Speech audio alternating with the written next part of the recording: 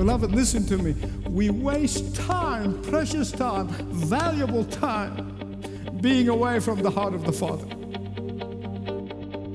The Lord, just as clearly as radio, said, "This is the man." My office was in the old building still, and that's when Ben Haden came over and said to me, God told him for 2.5 consecutive years that he needs to give me his television ministry.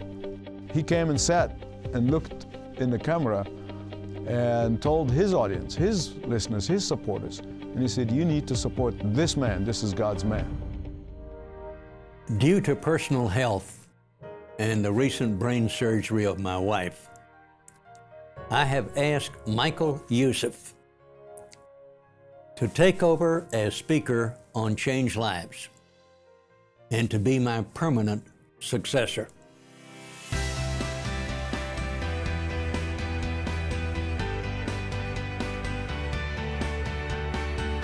Probably one of the most fun times, challenging, pressure-packed times that I spent at the ministry. We went from really only talking about television as a remote possibility in the distant future to leading the way, absorbing the Change Lives television releases. Paul Crouch told Michael that he'd been in a hotel watching CNBC Europe.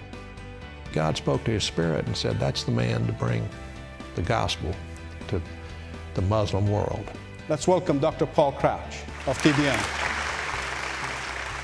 I am here today to ask you if you will join your pastor in sending this gospel into a very dark part of the world.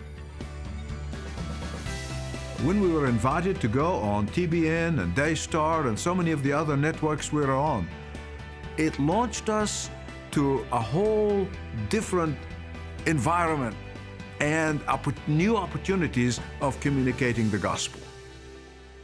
I've just seen the quality of the television show as just a television product, if you will, improve. I've seen the audience grow through television and radio. I could never imagine what God would do through television.